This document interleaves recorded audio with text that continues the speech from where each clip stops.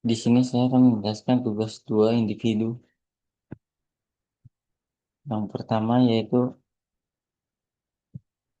di sini kita akan mencari saham average return-nya. Di sini hasilnya 0, di saham A 0,0361, di saham B 0,0305, di saham C 0,2043.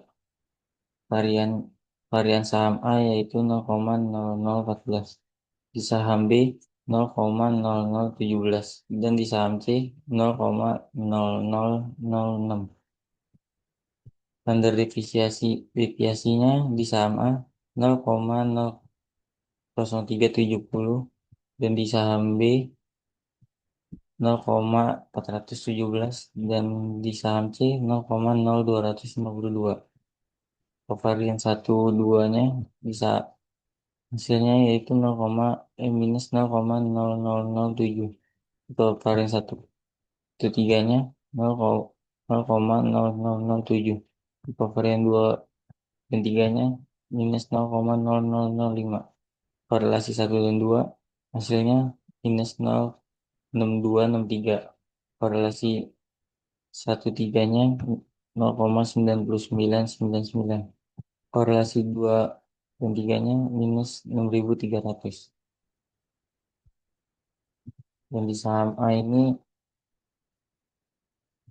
portofolio satunya rise-nya 1,80%, dan returnnya 3,15%, dan portofolio 2-nya 1,7%, dan di returnnya 3,03%, dan portofolio 3-nya 2,05%, dan di returnnya 3,17%. Berdasarkan grafik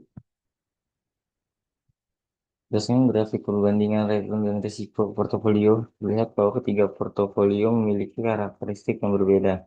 Portofolio 3 menghasilkan return tertinggi sebesar 3,17%, namun disertai risiko yang lebih tinggi dibandingkan portofolio 1 dan 2 dan portofolio 2. Sementara itu, portofolio 2 memiliki tingkat risiko yang paling rendah sebesar 1,71%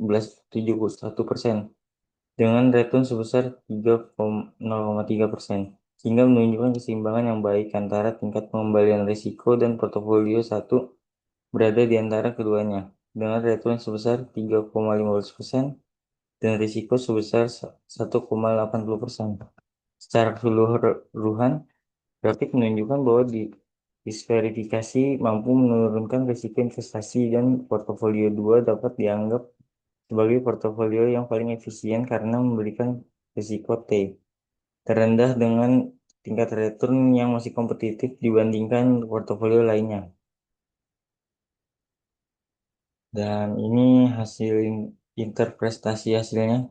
Berdasarkan analisis, ketiga saham memiliki karakteristik return dan risiko yang berbeda. Saham A memiliki return rata-rata sebesar 3,61% dengan risiko 3,70%, dan saham B memiliki return sebesar 0,5% dengan risiko 4,17%, sedangkan saham C memiliki return rata-rata sebesar 2,43% dengan risiko 2,52%.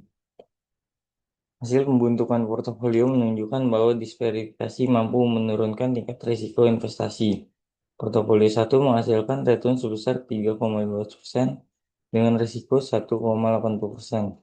Portofolio 2 menghasilkan return sebesar 3,03% dengan risiko 1,71%. Sedangkan portofolio 3 menghasilkan return sebesar 3,17% dengan risiko 2,05%. Berdasarkan perbandingan return dan risiko, portofolio 2 memiliki tingkat risiko yang paling rendah, sehingga lebih sesuai bagi investor mengutamakan keamanan investasi. Namun jika investor menginginkan return tertinggi, maka portofolio 3 menjadi pilihan yang lebih menarik karena memberikan return sebesar 3,17%. Meskipun dengan risiko yang sedikit lebih tinggi, secara keseluruhan, portofolio menunjukkan manfaat diversifikasi karena risiko portofolio yang terbentuk lebih rendah dibandingkan risiko masing-masing saham secara individual. Dan di sini ada indeks hasilnya portofolio 1,00,